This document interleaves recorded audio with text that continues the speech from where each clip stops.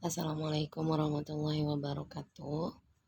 Selamat pagi rekan mahasiswa Universitas Terbuka dengan mata kuliah pengantar bisnis untuk tugas 2-nya, sesi 5. Saya ucapkan terima kasih kepada rekan-rekan sekalian yang telah mengerjakan tugas 2-nya.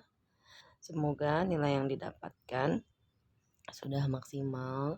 Namun jika belum maksimal, silahkan dilihat perbaikannya.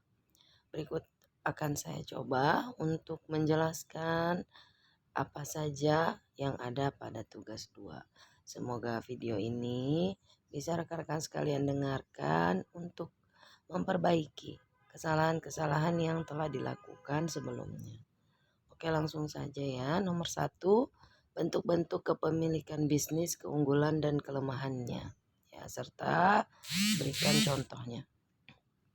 Nah, kepemilikan bisnis itu ada perusahaan perseorangan yang pertama. Yang kedua ada persekutuan atau partnership ya, dengan kelebihan dan kekurangannya masing-masing. Kemudian ada korporasi ya, dengan kelemahan dan kelebihan dan juga kelemahannya masing-masing. Nah, ini rekan-rekan sekalian, rekan-rekan bisa jawab artinya itu apa per masing-masing nya itu baru rekan-rekan jelaskan. Ya, poin-poinnya kan sudah ada juga ya. Nah, gitu. Yang pertama, perseorangan.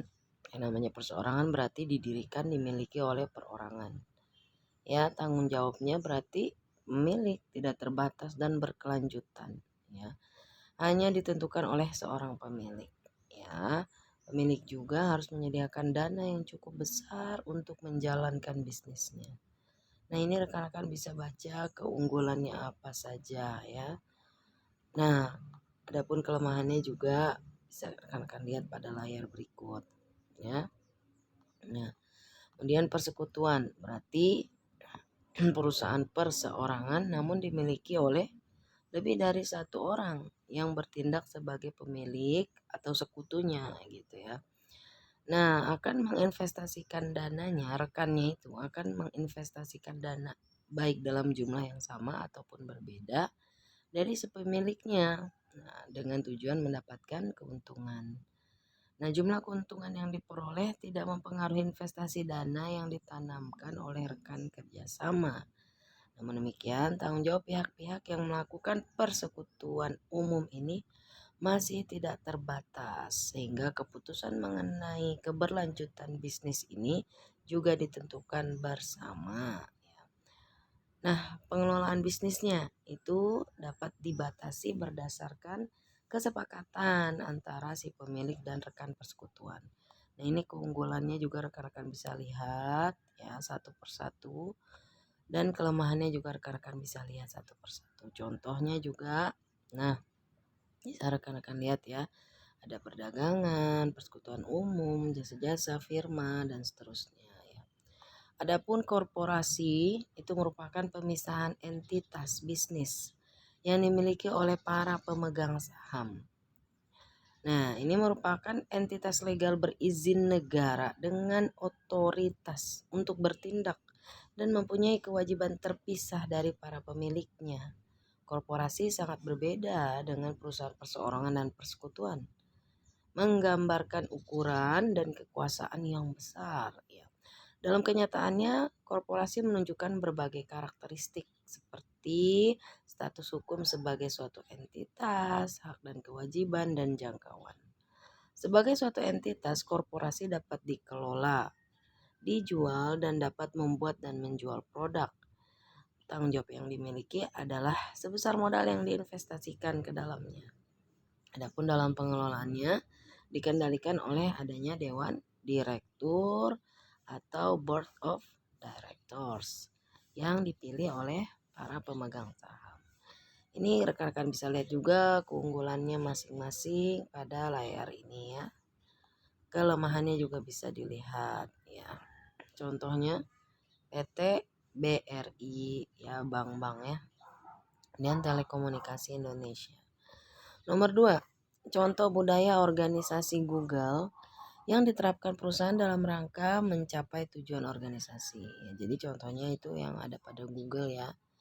Nah, kemudian penjelasannya, kehidupan dalam dunia pekerjaan sangat terikat dengan adanya budaya organisasi. Hal ini pada akhirnya terkait pula dengan inovasi yang diciptakan oleh karyawan. Memfasilitasi karyawan membangun inovasi ya kan yang dapat mengembangkan organisasi, membangun kepuasan kerja ya. Jadi memang budaya organisasi ini sangat penting ya, selain dia bisa membangun inovasi, nanti para karyawannya juga akan memiliki kepuasan dalam kerjanya ya. Nah, kemudian yang Google terapkan itu mencapai tujuan organisasi yang pertama, karyawan bekerja di ruangan terbuka ya, lebih banyak diskusi, kerjasamanya juga lebih mudah ya. Pada ruang yang bersekat kan agak ini ya, agak berbeda. Kemudian yang kedua, pengambilan keputusan atau rapat harus berdasarkan data. Oke, tidak sembarangan ya. Kemudian yang ketiga, melakukan HIPOS ya, yaitu Highest Paid Person's Opinion, yaitu pemimpin yang sangat percaya diri dan sangat mengandalkan pengalaman dan kecerdasannya sehingga tidak mau menerima ide atau data yang berlawanan dengan keyakinannya. Yang keempat, menghindari adanya kerahasiaan antar departemen. Yang kelima, setiap keputusan diambil oleh tim. Oke, gitu ya, silakan dibaca. Yang selanjutnya, mengidentifikasikan orang-orang yang memiliki dampak terbesar, tidak hanya mementingkan kepentingan sendiri. Yang selanjutnya, memberikan tanggung jawab dan kebebasan kepada karyawan untuk menentukan bagaimana melaksanakan pekerjaannya. Kemudian yang selanjutnya, memotivasi karyawan untuk berlibur. Setiap proses kerja, ide dan saran dari karyawan dihargai. Berpartisipasi pada komunitas kemasyarakatan, ada namanya Google Fest, yaitu kegiatan yang memberikan kesempatan ya pada si karyawannya dalam community building dan training ya, sehingga dia bisa erat ya hubungannya antara karyawan dengan masyarakat, jadi senang kerjanya. Dan yang selanjutnya, melakukan kegiatan yang menyenangkan seperti corporate day. Dan yang terakhir, budaya menciptakan produk yang bermanfaat, membuat karyawan berdedikasi untuk menciptakan sesuatu yang lebih bermanfaat untuk banyak orang. Oke, itu ya jawabannya. Semoga bisa dilihat lagi sehingga menghasilkan perbaikan ke depannya. Thank you very much. Assalamualaikum warahmatullahi wabarakatuh.